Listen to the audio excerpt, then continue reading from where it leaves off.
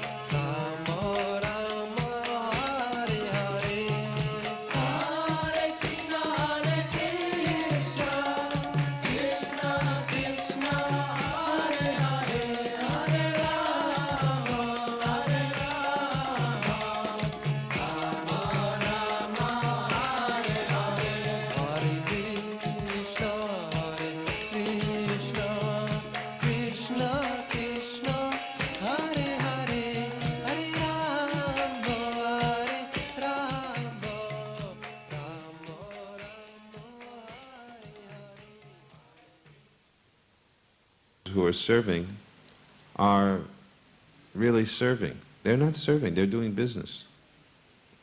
I was trying to rest, and I was the only person sitting in the section where I was sitting, and the steward who was supposedly serving, he kept coming, walking back and forth. I was trying to sleep. He was walking back. He'd take the seat, hold on to it, shake it, not realizing that I was being disturbed. And finally I tried to understand. And then I realized what he was doing is he was waiting for his meal, and he got his own meal, sat down, put on the headphones, and watched a movie. And the only time, he even did anything for me is if I looked over to him, he would just, wave at me and say, "Bula bula." So, what kind of service is that? But this is the nature of how people are. People want to be served. They don't want to give service. And this is the opposite of Krishna consciousness. Krishna consciousness means to serve without any thought of return. Chaitanya Mahaprabhu prays at the end of his Shikshastakam that even if you neglect me, I still will be your servant. This is unconditional. This is bhakti.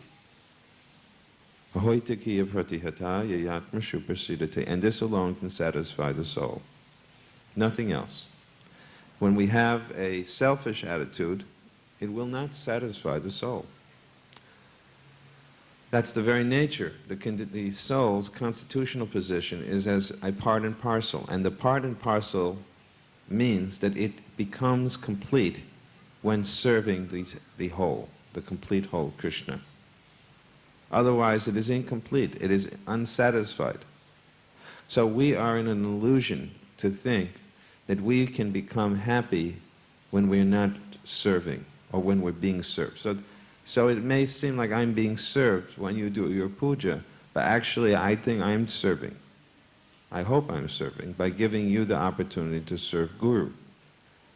Otherwise, if I think I'm being served and I'm a big cheese getting the puja and the worship, that will not please me and it will not please Krishna.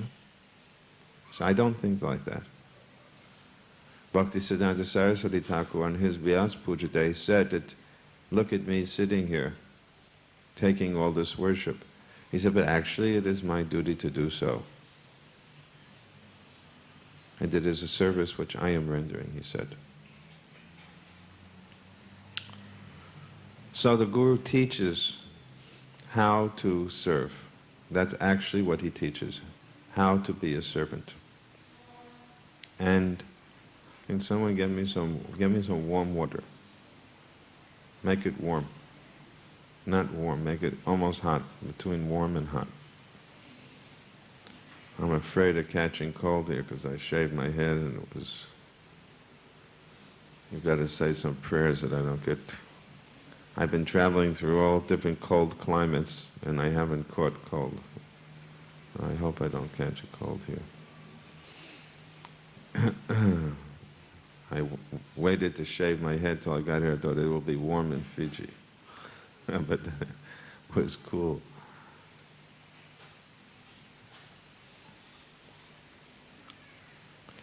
So sometimes a devotee will appear to be enjoying or taking, service, but actually if he's a genuine person or she's a genuine person, whatever service we take is what we require and not more. Just like you're allowed to eat prasadam as much as required. We don't deny people the right to eat. But you should eat as much as required, Prabhupada says, to keep body and soul together. Just like you're allowed to have contact with a woman or a woman with a man. We don't require, as the Mayavadis do, you have to be a sannyasi. If you want to be married, no harm, you get married. If you want to be with the opposite sex, you get married. And Krishna says, Dhamma varudabhuteshu kamosmi bharatasava. You can have sex life, and that sex life I will be, if it is for producing children. So there is no restriction in terms of no sense enjoyment, providing that sense enjoyment is as much as required and is done in a religious way. So Varna Ashram Dharma means to take account of each person's conditioning, because without conditioning there's no need of Varna Ashram Dharma. The question was asked to Ridananda, is there Varna Ashram Dharma in the spiritual world? He said there's no need for such Varna Ashram Dharma. Because Varna Ashram Dharma is needed, according to Bhaktivinoda Thakur, as long as one is conditioned. When one is liberated, there's no question of Varna Ashram. However, in another sense, we can see that even those Varnas and Ashramas are still there in Golok Vrindavan. There's still Nanda Yasoda and they're married. So they're grihastas. There are still brahmacharis there. Actually, everybody's a brahmachari in Golok Vrindavan because there is no sex life. But the dharmas for the varnas and ashrams there, just like Nanda Maharaj is a cowherd man. He's doing Vaishya Dharma. There are Brahmins. There's so many Brahmins who are in that village also. And all of the varnas are maintained and ashrams. But what is the difference? That is really Daivi Varna Ashram. And it is, first of all, they're all liberated, so they're not doing it for the purpose of getting free from the modes. But the center of every activity in Golok Vrindavan, and should be here in this world, is Krishna, the pleasure of Krishna. We say, we pray to the Guru, Namo Vishnu Padaya, Krishna Prastaya Bhutale. You are dear to Krishna. And what else? Krishna is dear to me. You are dear to Krishna, and Krishna is dear to Guru.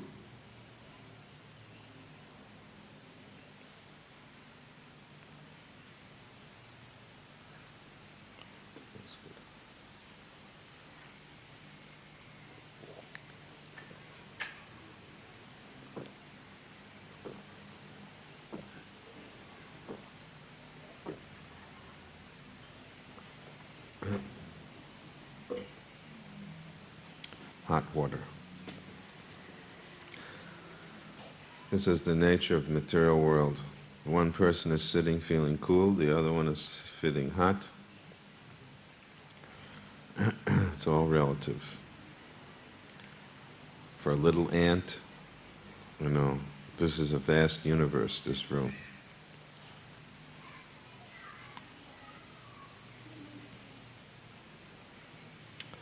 So, Krishna declares that the Guru is very dear to me.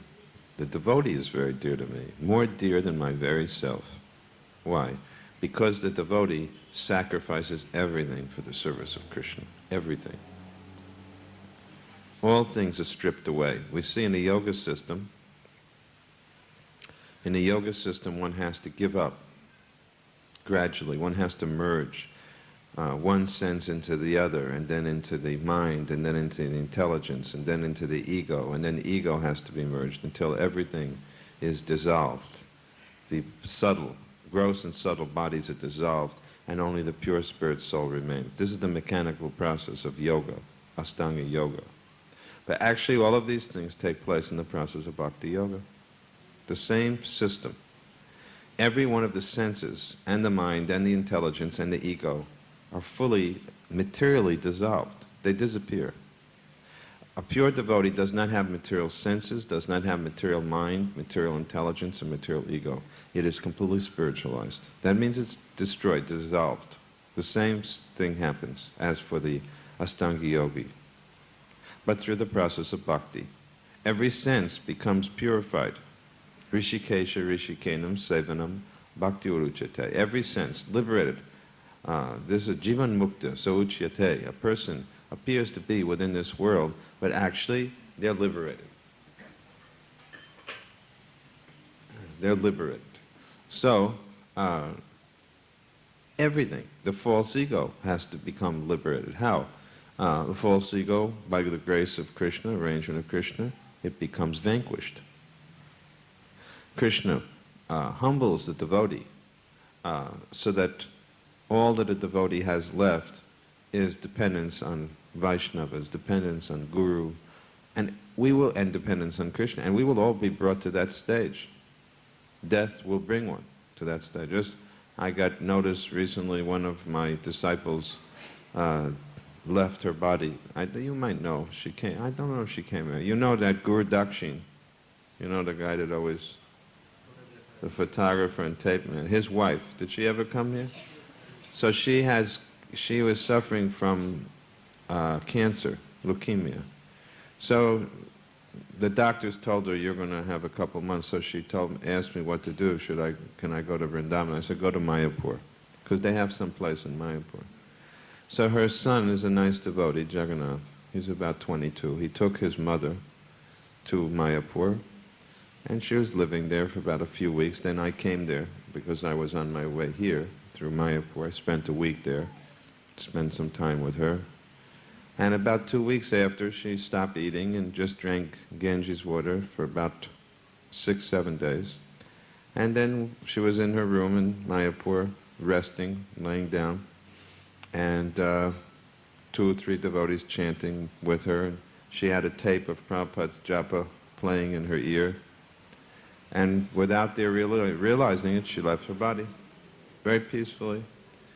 And then the pujaris, Jananivas and Pankajangri, the Mayapur twins who are pujaris, they did her, cremation ceremony. And the devotee said it was very wonderful because although it wasn't raining, 2 big rainbows appeared in the sky when they put the flame to her body. These 2 rainbows came right in the sky. Everybody thought it very auspicious. All the devotees doing kirtan, the ashes were thrown in the Ganges. And I said that here is an example of a person who was not a very extraordinary devotee. I mean, the most extraordinary thing that she did is she made good cheesecake. Yeah, that's the main thing that I remember. I remember her kindness and her very good heart. I remember many things about her, but I say this, that, in one sense, it's not like she distributed millions of books, or she was a big pujari, or, she had lots of children, or anything extraordinary, really. But it shows how Krishna says in the Gita that a little bit of advancement on this path can protect you in the most difficult time. And I think that we don't understand how powerful Krishna consciousness is. We try very hard and work at it very hard. You cannot imagine how powerful this process is. You are very protected because of your Krishna consciousness.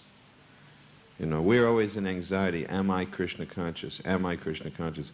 But the test of whether you are will be when you get ready to die. And you will see that this process has really prepared you to face death. Everyone here, every single person here, I'm quite sure, will be able to pass this test. It's such a good process. And this is Prabhupada's mercy. Prabhupada is so merciful. He has saved the world.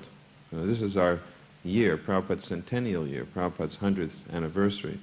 We must acknowledge that Prabhupada has saved the world. If the people of the world don't take advantage, that's their misfortune.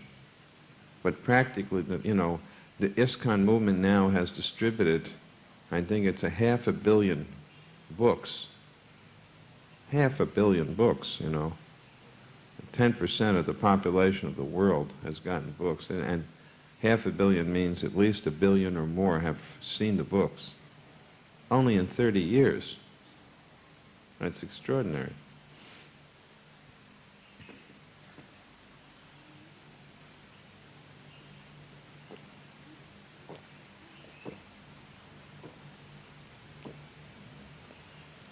Say a prayer that I don't get cold. When they cook today, they should cook things that create heat in the body.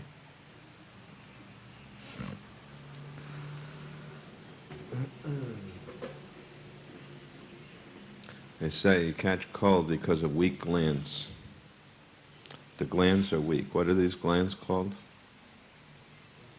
Huh? But what is the Vedic term? What's the Vedic term? Our doctor's only going to give me a Western term. There's a Vedic term for this. You have that book. Yoga therapy book. Anyway, they say if those glands are weak, then if there's a circumstance of too much cold air or something, then you can catch cold. Anyway, devotees' prayers are more powerful than weak glands. If I get 100 devotees saying one prayer today, don't let Gurudev catch cold. Then if I do catch a cold, you better start improving your prayers.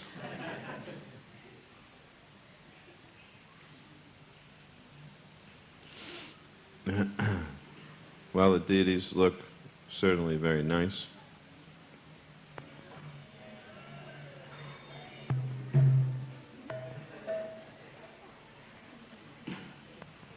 Temple is very good. I think that's a great credit. It's not a small thing to maintain what we have. Prabhupada often said, now we have got a very good position. Even if you don't increase, just try to maintain. And that in itself is a success in the Kali Yuga.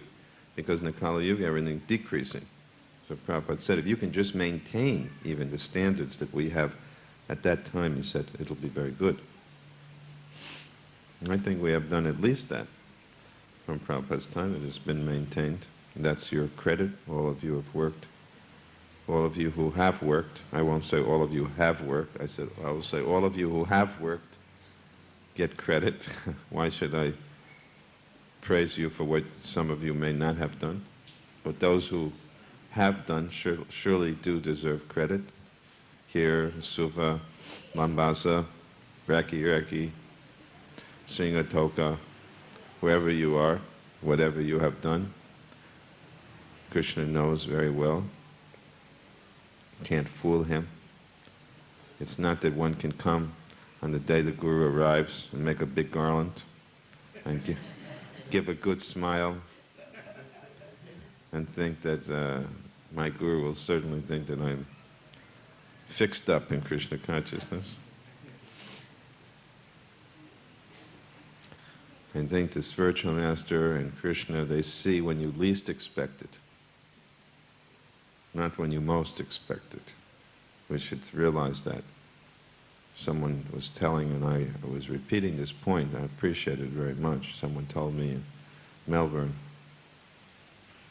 that, or maybe it was what I was reading, but very nice book I'm reading this book by Burijan Prabhu. You should get some copies of this book. It's called My Glorious Master. Very nice book. You should order some of these books. I think all the devotees will enjoy reading. It also tells about when Prabhupada visited Fiji. Anyway, maybe it's in this book, but the point is made that Krishna doesn't hear what you are chanting. He hears what you're thinking. Krishna doesn't listen to the words. He listens to the thoughts, to the feelings. And I gave the example. I was speaking at the initiation ceremony in Melbourne, and I was speaking that the point that when I got my second initiation from Prabhupada, Brahmin initiation, we went with Jayananda, was the temple president. So Jayananda and I went to see Prabhupada, and Jayananda said, I'm having problems because I don't know if I'm chanting properly the mantras. And so Prabhupada said, let me hear your chanting Brahma Gayatri. And Jayananda mumbled something, and Prabhupada laughed at him. He said, it's hopeless. You cannot pronounce these words. It's hopeless. He said, but it doesn't matter, because Krishna is accepting your feelings. So really, it's going to be what we think about. Not even when we're chanting, when we're not doing anything, what's in your mind? That's your consciousness. And that's what you have to judge, you know? It's like if you had to be judged in a test and they took your lowest marks. We should think, what is my lowest marks? Do they pass? Then automatically the highest marks will pass. What is the lowest marks? What happens when I have cause to be aggravated? Do I get overwhelmed by anger? Do I become overwhelmed by envy in certain other circumstances? You know, what is the symptom of my consciousness when there are reversals? Not just when I'm sitting and my guru finally got back after 7 months in Fiji. I'm sitting in front of my guru, I'm in the temple surrounded by the devotees, and I can say that right now Krishna's on my mind. Now, if you could give up your body at this moment, fine. But you should see if Krishna's on your mind, you know, when you're in the toilet. Then you'll know you're Krishna conscious. That's why I always listen to tapes. Whenever I have to service my body, my tape recorder goes. I think always try to be Krishna conscious under every circumstance. Under all circumstances, try to remember Krishna. Because that is the primary rule. Always remember Krishna, never forget Krishna. Everything falls into this two, rules and prohibition. You should always remember Krishna. You should never forget Krishna. Everything serves these two rules. So, in order not to keep prasadam waiting, it is late, I will go at this time. We're going to have lunch here today. We'll have all our lunches here. Very good. We'll all meet every day for lunch. Everyone is invited. Initiated, uninitiated, men, women, old, young. That's young, children, devotees, non-devotees, humans, non-humans. Whatever is remaining, we will feed prasadam to the birds, worms. Krishna consciousness is for everyone. So we'll have opportunity to be together at lunch in the evening. I have a new policy now where I try to avoid meeting people individually, because I found that when I sit and talk to people individually, then I have to hear all their problems. And I decided that now, this year I turned 50, so I'm going to take sannyas. I'm going to become a sannyasi. I'm going to renounce family problems. So I don't like to hear problems anymore. I try to block my ears. Actually, one instruction I have remembered the most, I can tell you this, because now I am doing my,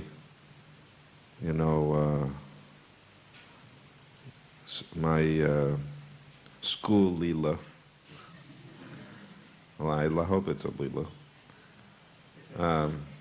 But one thing I have remembered more than anything, which you'll be pleased to hear, is a good piece of advice. Or it was an answer I asked Ramachandra. About 2 years ago, I was sitting with Ramachandra in Dallas, and I said, Ramachandra, why is it that I can't always remember the philosophy as much as I want to? And because he had been studying, he was quite a good student at the VIHE in Vrindavan.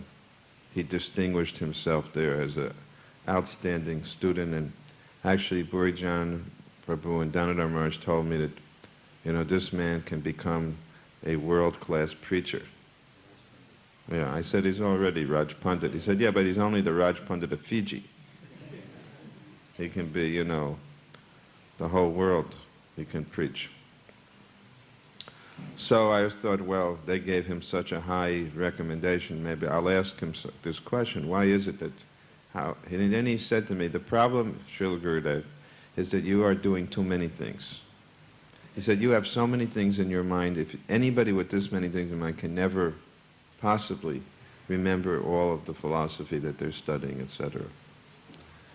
So I have taken this very much to heart. I have to say this a piece of advice has guided me, perhaps more than as much as any other advice that I've got in the last 2 or 3 years. And therefore, one of the things I do, I feel that my mind is like a computer, and I only have a certain memory capacity. You see, I only have a certain capacity, a certain number of megabytes. And I'm not going to fill up my megabyte capacity with any more problems. I'm going to leave it open, for positive inputs. But not that I will not try to deal personally. It's very hard for me not to be personal, and I'm sure I will.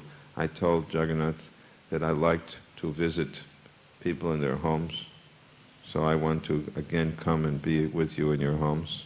But make sure you don't tell me your problems, because then I keep my earplugs in my pocket, and I will plug my ears. Actually, that is a Vedic injunction. One is only supposed to give good news to the Guru. Of course, we could not always do this with Prabhupada. There were many problems that we had to bring to his attention. And sometime if there's a problem, I don't mind dealing with it. That is also my duty to do. But at least for as long as I'm in my school Leela, I have to keep my computer free for positive inputs.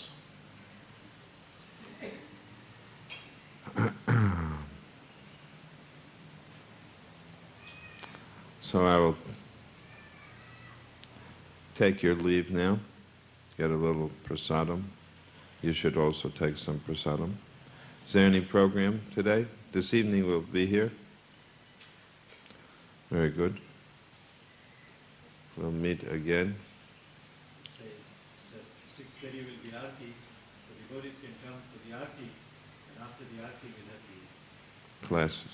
Lecture at 7. 6:30 Aarti, lecture at 7. Any prasadam afterwards? We will have late lunch. Late lunch. You won't be hungry, in other words. And if you are, the holy name will fill you up. All right. Thank you very much. Srila Prabhupada ki jai. Shri Gaur Nitai ki. Shri Radha Govinda ji ki. Krishna Kali Bhagavan ki. Gaur Bhakta Vrinda ki. Gaur Premanandi